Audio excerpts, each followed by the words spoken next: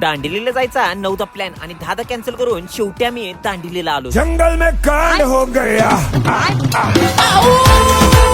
आज यारवाळी कोंबडा आरवायच्या आधीच आवा आणि तोंडाला वायशी रंगरांगोटी करून दोस्ताच निघाला. आता काही काही जणांच्या घरात म्हणली सावकाश जावा आणि काही काही जणांच्या घरात निघालास का आणि बोंबला थेंडायला. अशा युद्ध परिस्थितीत लाटण्यानं फोडकावून व्हायच्या आधी प्रवास चालू केला. आज वातावरण बी असलं खतराडं झालेलं की आमचं हेवी ड्रायव्हर बी पार बितर ह्यांचं गाडी पळावणं बघून इमान बी सप्पई डांबरीला उतार. आता प्रवासात व्हायची मजा येतच होती तेवढ्यात रस्ता चुकला. असल्या सप्पईमध्ये खरेडाचा सामना करत पहिला येऊन गाड्या नरड्या पात्र गचके. दांडिली आमच्या इथनं जवळजवळ 280 किलोमीटरचा प्रवास. बेळगाव मध्ये आल्यावर डोशावर नरड्या पात्र युस्तर दणका दिला. तिथनं पुढचा प्रवास मात्र समजा जंगलात आल्यावर मात्र रेंज चुकली आणि वाट हुकली. इथं रेंज नसल्यामुळे कुठं जायचं काहीच समज. मग रस्ता विचारत वाईसच पुढे आलो. सारखं कसं चुकतंय रे. ओके वो कल हमने तुमको फोन किया था ना तासगाव से.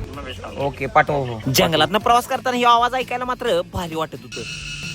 परत पुढे आल्यावर अनेकदा सप्पई मध्ये खरेडा झाली. कुठल्या ट्रिपला आलोय आणि रस्ता चुकला नाही असं कधीच झालं. मग थोड्या वेळाचा प्रवास आणि ढीगदा हेल्मेट पाडत शेवटी आम्ही रिसॉर्टला पोहोचलो. इथं रिसॉर्टला मात्र 1400 रुपयाला कॉम्बो. त्यात तुम्हाला राहणं खाणं आणि वॉटर ऍक्टिव्हिटीज मिळते. आम्ही बी 4 दिवशी आवरलं आणि वॉटर ऍक्टिव्हिटीज करायला पोहोचलो. इथं बोलत आमचा पास दुसराच कार्यकर्ता घेऊन गेला. आता आम्ही अति उत्साही मित्रमंडळाचे कार्यकर्ते ऐकतोय. आम्ही इथं नावा हंड्या कमी आहे पलटी जास्ती. पलटी झाल्यावर काही काही जणांच्या पार कपाळात मुंग्या आल्या. तिथल्या फुग्यात बी अशा उड्या हंड्या की तिथली माणसं म्हणाला.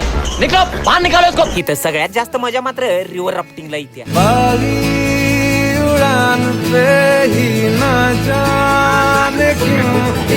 लय उशीर मजा मस्ती करून झाल्यावर शेवटी आम्ही रिसॉर्टला माघारी. काही बी म्हणा इथं मजा मात्र निभारी. आता रिसॉर्ट मध्ये केलेली मजा आणि माघारी येताना सापडलेला मोबाईल याबद्दल तुम्ही सेकंड पार्ट मध्ये बघा. मोबाईल सापडलाय मोबाईल.